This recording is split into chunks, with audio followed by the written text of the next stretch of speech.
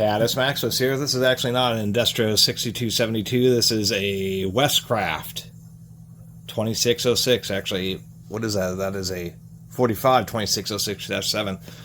So this was a, I guess, 1960s, 1970s era house brand of the very famous Indestro 6272. And that is indeed exactly what this unit is.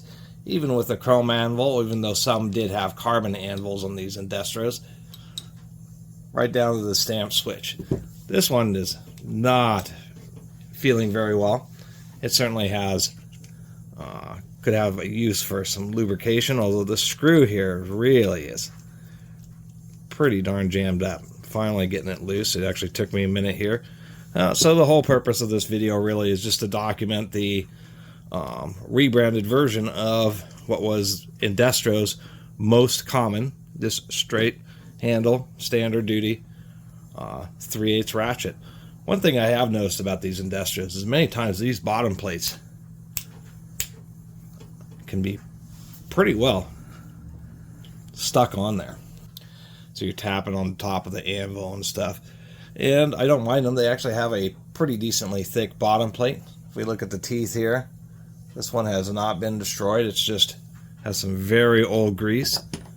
These old Indestros, that was probably one of the biggest downsides to them, was the fact that they were just a single pawl or single tooth.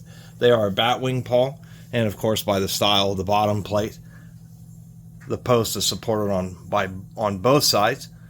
So it is a fairly strong design. Coarse tooth, so there is quite a bit of material engaged, but it would have been nice if they had made this a double tooth.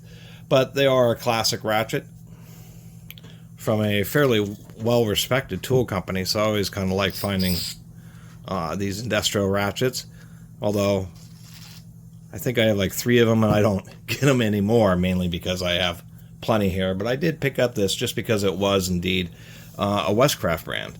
Western Auto was a kind of famous and became a very large auto parts store, but they, you know, like many tool companies and corporations in the United States, have gone through buyouts, and then at some point Sears ended up owning them, kind of ran them into the ground like Sears ran themselves into the ground, and I guess through some more complicated business stuff they ended up as Advance Auto. So Advance Auto is the vestiges of what was Western Auto, and there actually is still apparently a Western Auto store somewhere in the United States. There you are, just a little bit of oil, and it does have a pretty strong ball detent there. Really strong, actually. Running smooth again. So in my opinion, these weren't quite as good as the New Britain or Kilness ratchet round heads, and in many situations this was actually not any narrower. It was just a little bit slow, or a little bit I guess lower profile. Here we are with the New Britain. Definitely lower profile, but I don't think it's much stronger.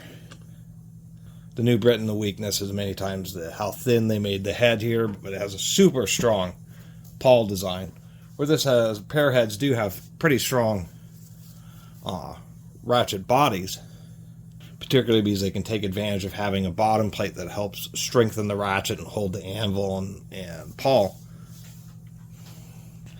But that makes them a little bit shorter, but not any narrower. And yes, before I forget, I believe the WestCraft was the early versions of Western Auto's house brand, and at some point later on in their life, I think in the 70s or maybe even the 80s, they started transferring over to calling them Wizard. And once again, the Wizard is the same one. So actually having all 3 of these is kind of neat, because I have now the Indestro and I have both the rebrands. And yes, the Wizard is a 2606, just like the WestCraft one, but they do have totally different part numbers from the normal Indestros. Anyway, thanks for watching. See you next time.